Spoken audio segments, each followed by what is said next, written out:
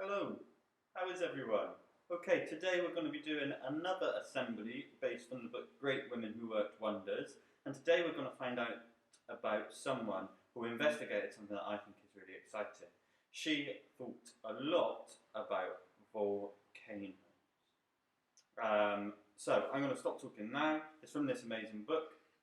If you want a copy, we can try and get some for the library, maybe one in each library, that would be a good idea. And I'm going to talk to you about her now. Bye bye. So today's amazing person is called Katia Krafft, and she was a volcano expert. Later on, we're going to learn the scientific term for that. I think she's amazing because she was so dedicated to what she did. Now, before I show you which Arbot I think she's most like, I wonder if you could predict someone who shows dedication, someone who keeps going even though something's very difficult. Have a little chat to the people you are with and decide which one you think I'm going to show. Did you get it right? Arbot 2, resilience. I think Katia shows lots of resilience in the way that she works and the way that she dedicated her life. What I will do in a second is I'll start to read you her story, and then we can stop and think about how she's shown resilience at each point. Okay, off we go. She had a thirst for discovery. Katia Krafft. Raging lava flows, toxic ash clouds and volcanic bombs were all in a day's work for French volcanologist Katia Krafft and her husband Maurice. Katia started her career after finishing her studies. It was a job so risky that she was one of only a handful of people and one of the only women in the 1970s willing to study fierce and fiery volcanoes. Volcanologist wasn't a job Katia could just apply for. It was a job she carved out for herself. I think that shows resilience. By getting as close as possible to volcanoes that at any moment could go boom!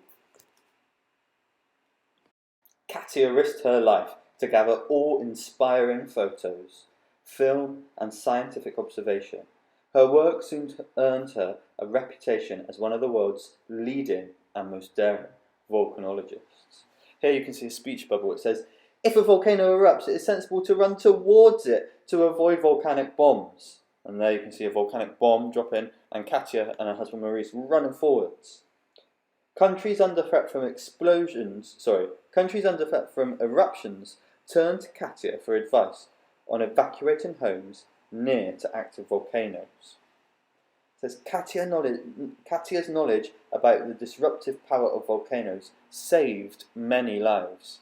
Isn't that amazing? And there at the bottom she says they are so powerful, so beautiful, so you can just fall in love with it.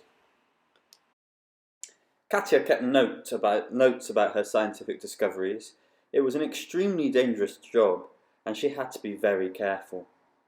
If there was a volcano erupting in the world, I would be there. And there's a photo there of her saying, "Wow!" and it says Katia by an exploding volcano. And then you can see her diagram of lava and magma. It says, "I was very interested in the powerful effects a volcano has on the surrounding environment."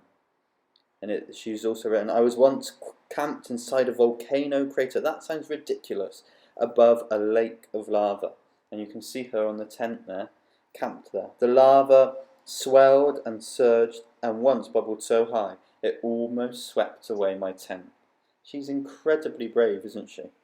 And in the bottom left-hand corner, you can see a heat-proof suit, a device for collecting lava. My boots were not heat-proof. This was so I could feel the heat underfoot, which would warn me when I needed to escape the lava. She is an incredible person. Up the top, when she's on the dinghy there, it says studying an acidic lake in a volcano crater. And then there's her saying, toxic gases from volcanoes made holes in our clothes. Imagine what they did to her lungs. And then at the bottom, in the corner that you're just seeing now, it says a volcanologist's essential kit. And there's binoculars, gloves, a notebook, a device to detect movement, because I imagine the ground will move before the eruption, a hammer for breaking cooled lava, and a tape measure for measuring cracks. So she was really resourceful as well as being very resilient.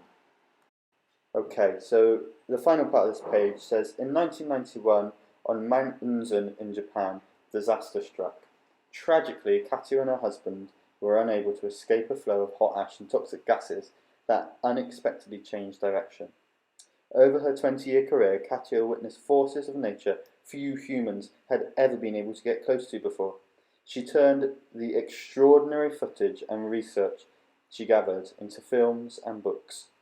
This work shocked, stunned, and educated people about the spectacular power of volcanoes. Hello, so here's Katia.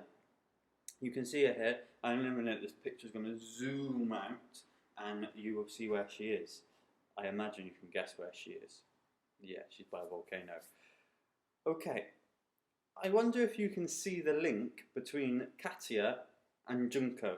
I wonder if you can notice why I've done these two assemblies together. I think the reason why these two assemblies fit together is because both of these people had to work really hard just because they were women, work harder than a man would, which doesn't seem right at all. Now, I know that Mr. Knowles spoke about our values that make us richer, and I know that you all know how important I think respect is, treating others how you want to be treated. It seems to me that Junko and Katia weren't treated like that at first, but through their hard work, they managed to change people's ideas of the sort of jobs that women could do, the sort of things that women could do. And they're really important for that reason. So what we will do over the next few weeks, I'll continue to do an assembly here and there where we meet another woman who has done something amazing and has managed to change our view. Now, like in our school, most people in the world agree that women and men should be treated equally. And that is the right thing, the right way of thinking, and that is how we think in our school. So, I want you to try and be as resilient as Katia was, to try and keep going even when your job is incredibly difficult, because at the moment you might feel like things are incredibly difficult, but you can keep going. I hope you have an enjoyable rest of the week. I think probably this is the last assembly for me this week, because I think Mr. Knowles will want to do a celebration assembly tomorrow to praise all the brilliant things you have been doing. Have a lovely weekend if I don't see you. Keep working really hard on Seesaw. Lots of you are doing a fantastic job. Thank you very much. And I will see you soon. Bye-bye.